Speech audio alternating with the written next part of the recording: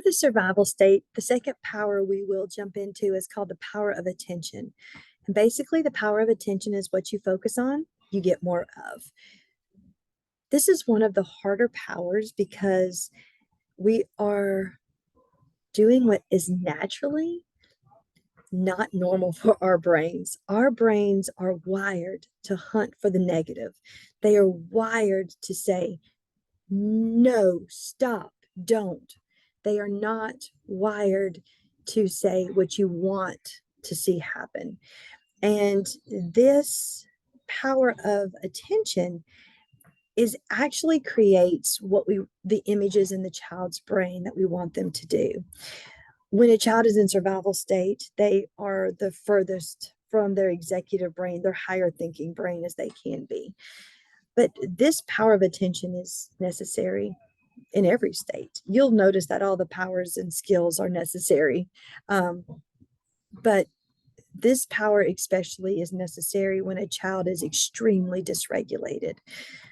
What we do here is we shift our focus to the positive actions of what we want. So instead of saying, don't run, walk, don't push, put your hands by your side. Give him space, meaning to back up. Don't throw your book bag. Pick up your book bag. Place it on the shelf softly. Those phrases are assertive and they're clear. There's no doubt what you want to do. And actually, when you say it, it creates an image in the brain. We're all visual. We all follow what what we see. So this is pretty hard though, because if a child comes in your classroom 100 times throws a chair, 100 times you're going to correct that child, and you should not throw chairs. But if that child comes into your room and sits down in their chair and does exactly what he's supposed to do, are you going to acknowledge it 100 times? Well, no, you're not. Hey, it's exhausting, but also the positive behaviors are what's expected. I understand that. But here's what you got to understand about trauma kids, trauma logic, and also kids with challenging behaviors. They love predictability. They love routines.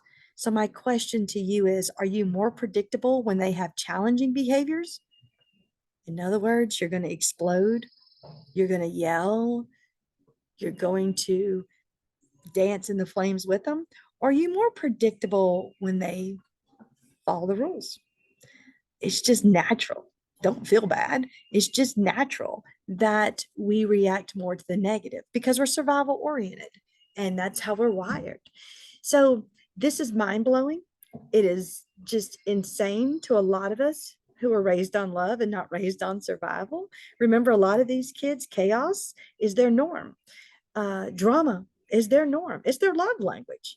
So we have to help them see things differently. And we do that by telling them what we want, focusing on what we want the brain to do. That's the power of attention. Communicating that is the skill of assertiveness, which is the next video.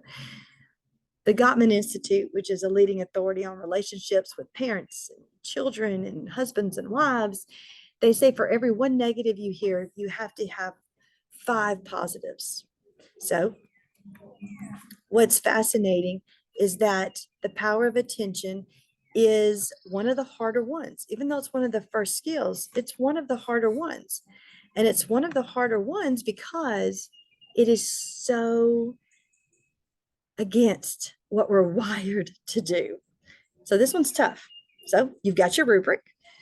Remember, find yourself on the rubric. And if you're a 2, great.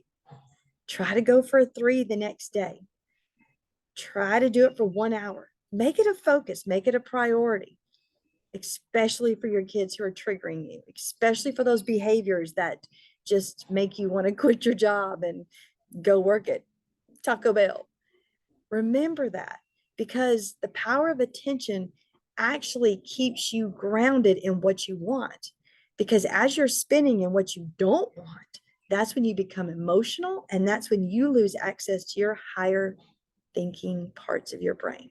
Okay. The power of attention. You can dive deep in your conscious discipline book. This is just a 5-minute drop. The rubric should help. Hold each other accountable because remember, everyone is going to struggle with these. These are different. These are new. Most of us weren't raised with adults who had all of these powers and all of these skills. And you're going to find that some of these are easier than others. And that's completely normal. It matches your temperament, it matches your personality, 100% normal. So you're going to have to work on some more than you have to work on others. Some days you're going to be a 4, some days you're going to be a 3, some days you're going to be a 1. The point of conscious discipline is not perfection. It's 1% increases in your behavior every day that leads to positive. Remember, these powers and these skills are for the students, but they're also for you. They keep you calm. They keep you grounded. They will keep you from being depleted and exhausted. So when these big behaviors come in the room, and y'all, you know they're coming next year and the year after and the year after, that challenging kid you had this year, he has cousins. They coming.